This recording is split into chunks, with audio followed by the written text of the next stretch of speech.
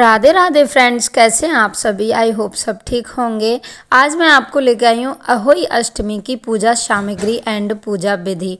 तो आपको पता ही है कि 5 नवंबर को होई अष्टमी है और होई अष्टमी अपने बच्चों की सलामती के लिए हर माता को ये व्रत करना चाहिए और हर माता ये व्रत करती है। ये बहुत ही प्राचीन व्रत है और इसको करने का तरीका क्या है, क्या क्या सामग्री चाहिए, जिन माता बहनों को नहीं पता है वो इस वीडियो को अवश्य देखें और फुल वॉच करें। आपको सरल विधि में आपको इसमें बताऊंगी।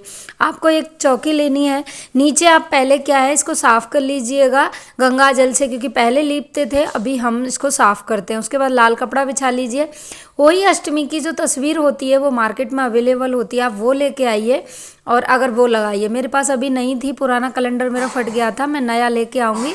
आपको वीडियो में बता रही हूँ, वो आपको रखनी है। आपको चूड़ी वो पहननी है जो आपके बच्चे होने पे आपके पीहर से आई थी, या फिर हरी पट्टी का जो चूड़ा होता है हमारे राजस्थान में वो पहना जाता है। हरी पट्टी को सुहाग का और बच्चे की होने पे हमारे पीहर से जो आता है हम वो चूड़ा पहनते हैं। अगर आपके पास वो नहीं है तो आप पीले कलर की कोई चूड़ियाँ पहन सकती हैं, पीले कलर का लाख का चूड़ा पहन सकती हैं, या हरी पट्टी का नया चूड़ा भी ला सकती हैं। उसके बाद गणेश जी बिठा दीजिए चावल पे। अब बारी आती है दोहड़ की। दोहड़ यानी कि 2 घड़े, छोटे छोटे 2 घड़े आप ले लीजिएगा। ये कोरे होने चाहिए, पुराने आपको यूज नहीं करने हैं। जैसे कई लोग होते हैं ना, पिछले साल के रखे हैं वो यूज कर लें, नहीं ऐसा नहीं है, हर बार आप नए लीजिए।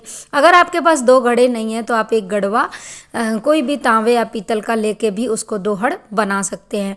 उसके बाद आपको थोड़ा सा अन्न लेना है, यानी कि अनाज के दाने लेने हैं, गेहूं के दाने, और उस पर इस दोहड़ को रखना है। इस दोहड़ को बहुत ही सावधानी से हमें रखना होता है।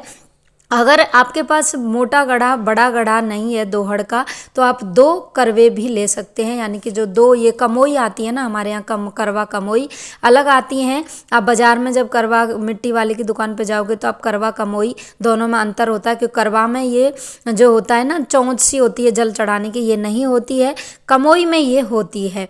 तो आप वो ला सकते हैं, तो आप उसके ऊपर दोनों वो रख सकते हैं, नहीं तो आप ये रख दीजिएगा, एक ऊपर करवा कमोई रख दीजिएगा और नीचे आप ये रख दीजिएगा घड़ा, यानी कि कलश छोटा सा।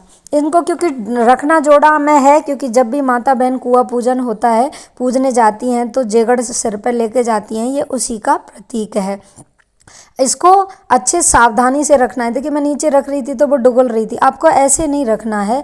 इसको किसी कटोरी में अनाज भर के रख सकते हैं, क्योंकि ये दिवाली तक रखना है हमें। तो इसकी सावधानी ये होनी चाहिए कि इसको हटाना नहीं है, इसकी जो है ना जगह चेंज नहीं करनी है। जिस जगह पे हम रख देते हैं उसी जगह पे हम इसको रख देते हैं। वैसे ये कई जगहों पे होता है, कई जगहों पे इसको तुरंत शाम के टाइम पे ही अर्घ देने के बाद हटा देते हैं। तो अपना जैसा रिवाज हो, आप अपने बुजुर्गों माता बहनों से पूछ सकती हैं, सास से या गए।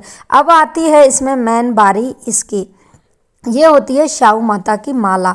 यानी कि ये जो इस पर श्याऊ माता आपको पूरा 7 बहनों के साथ आपको श्याऊ माता की तस्वीर है। इसमें कईयों की पे गाय की होती है, श्याऊ माता गाय को बोलते हैं, गाय की तस्वीर होती है। और इसमें आपको 2 मोतियाँ पिरोने होते हैं। 2 मोतियों का जो अर्थ है वो होता है कि आपके अगर एक लड़का है तो आप 2 मोती पिरो, अगर आपके 4 लड़के हैं तो आप 4 मोती पिरो, 2 लड़के हैं तो 2 पिरो, और उससे ज़्यादा आपके बहुएं अगर आ गई हैं तो बहुओं के मोती पिरोए जाते हैं। आपने कोई प्रॉपर्टीज़ खरीदी है, जैसे कि किसी ने कोई प्लॉट खरीदा है, किसी ने खेत खरीदा है, किसी ने मकान खरीदा है, या फिर आप अपने मकान के, यानी कि इसके दाने हैं वो प्रॉपर्टी और परिवार और अपनी सुख समृद्धि के साथ बढ़ते जाते हैं, इसके दाने बढ़ाए जाते हैं। हमारे यहाँ ऐसी रिवाज है कि इसमें जितने दाने हम पिरो के रखें उतना ही हमारे जीवन में शुभ होता है। तो जैसे जैसे बच्चे होंगे, फिर बच्चों के बच्चे होंगे, फिर पोता पोती होंगे, तो ये जो श्याऊ माता की जो माला है ये डाइवर्ट होती है, दादी सास से सास पे आती है, सास से बहू पे, और बहू से फिर अगली बहू पे।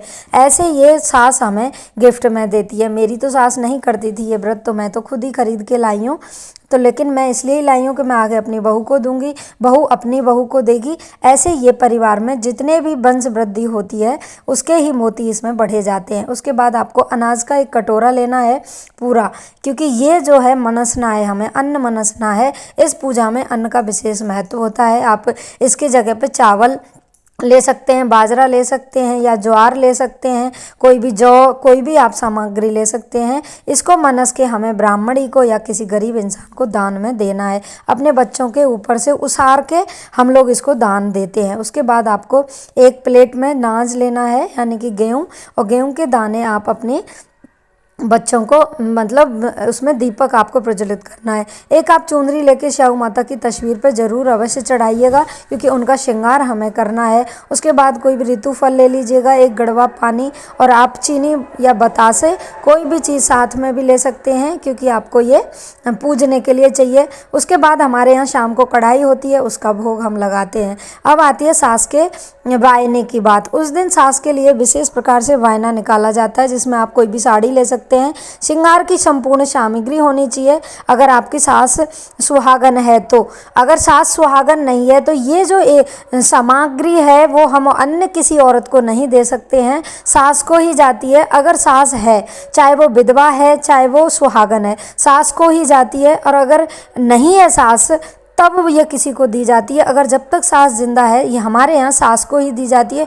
अगर सास विधवा है तो हम वैसी पीतल या कांच की चूड़ियाँ रख देते हैं, लाख का चूड़ा नहीं रखते हैं। और अगर श्रृंगार का सामान नहीं रखते हैं, लेकिन आप इसमें दक्षिणा अवश्य रखिएगा, 150 रुपये जो भी आपकी श्रद्धा हो वो अवश्य रखिएगा।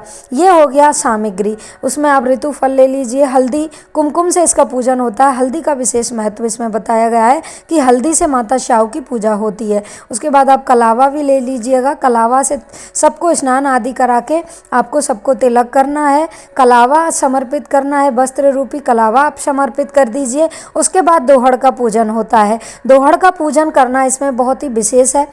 जो सामग्री हम माता को अर्पित करेंगे वही सामग्री हमें दोहड़ पे सामग्री भी हमें अर्पित करनी है। जैसे कि दोहड़ का भी भोग हमें लगाना है, ऋतु फल समर्पित करना है, बतासे समर्पित करने हैं, कोई भी पुआ पकौड़ी जो हम लोग बनाएंगे रात को, जो हम रात के समय पे कढ़ाई करते हैं, वो सारी चीज़ें इनको समर्पित होती है। माला को हम दोहड़ को पहना देते हैं, लेकिन हमारे यहाँ किसी किसी के यहाँ रिवाज है कि माला को ना नहीं पहनते हैं, लेकिन हमारे यहाँ रिवाज है कि जब हम पूजा कर लेते हैं, पूजा के बाद हम इसको धारण करते हैं अपने गले में, और ये दिवाली तक हमें पहननी होती है। तो हम इसको पूरे दिन पहनते हैं दिवाली तक। तो आपके यहाँ जो रिवाज है आप पूछ लीजिएगा अपने परिवार वालों से, लेकिन हमारे यहाँ इसको पहनते हैं, हमारे राजस्थान में ये रिवाज है। उसके बाद आप दीपक, अगर आपके यहाँ दीपक जलाया जाता है, ये दीपक का भी विशेष है कि किसी के यहाँ जलाया जाता है और किसी के यहाँ नहीं जलाया जाता। अगर जलाया जाता है तो जला लीजिएगा, नहीं तो इसको अवॉइड भी कर सकते हैं। अगर नहीं जलाया जाता है, इसका कोई ज़रूरी नियम नहीं है आपके। उसके बाद श्रद्धा से आप पूजन करिएगा। पूजन करने के बाद आपको कथा श्रवण करनी है। आपको श्याऊ माता अहोई अष्टमी की बुक आप बाज़ार में मिल जाती है। मेरे चैनल पे भी मैं कल इसकी कहानी की वीडियो आपको सेंड कर दूंगी, आप वहाँ से भी विजिट कर सकते हैं। जो लोग पहली बार मेरे चैनल पे आए हैं वो मेरे चैनल को सब्सक्राइब ज़रूर करें। ऐसी ही पूजा पाठ की पूरी विधि आपको मेरे चैनल पर मिल जाएगी। उसके बाद आप अपनी कथा सुनने के बाद अपने बच्चों को टीका अवश्य करिएगा, चाहे लड़का है लड़की है, सबको टीका आपको करना है। कईयों के सवाल होते हैं कि क्या लड़का के होता है वही व्रत करते हैं? नहीं, सब व्रत करते हैं, क्योंकि लड़का लड़की में आजकल कोई भेद नहीं रह गया है। लड़की भी उतना ही है जितनी लड़का है। तो सबको आपको तिलक करना है, उनके लिए व्रत भी रखना है। उसके बाद मैंने ये जो चूड़ा पहना, ये मेरे बेटे होने पे आया था, तो आप भी वही चूड़ा पहनिए। पीलिया के उस दिन वस्त्र पहने जाते हैं, जो पीलिया की पोशाक होती है, या पीलिया की चुंदड़ी, या पीलिया जो हमारे पीहर से आता है बच्चे होने पे, वो पीलिया हम धारण करते हैं। अगर जिनकी नई शादी हुई है वो अपनी शादी की चुनरी पहन सकती हैं। इसमें सुहाग का सामान जो होता है वो हम पूरे 16 श्रृंगार हमें उस दिन करने चाहिए, मेहंदी, काजल, बिंदी, सब कुछ। अब बारी आती है हमें वायना मनसने की। एक चुनरी के पल्ले से आप 3 बार आचमन करा के अपना नाम और गोत्र बोलते हुए अपनी सासू जी के इनको चावल और कुमकुम छोड़ के इनको मनस देना है। उसके बाद हमारी कथा पूरी होने के बाद हम जो बूढ़ी बड़ी औरतें हमारे आसपास होती हैं उनको हम चरण स्पर्श करके कुछ पैसा वगैरह दान में दे देते हैं। उसके बाद हमें हमारी सास को ये चीज़ पहुंचानी होती है। उसके बाद आती है शाम की बारी। तो शाम को जो पहला तारा निकलता है, जो शुक्र तारा उसको बोलते हैं, उसको अर्घ दे के हमें पूजा संपन्न करनी होती है। तो आई हो वीडियो पसंद आई हो तो लाइक शेयर ज़रूर करें।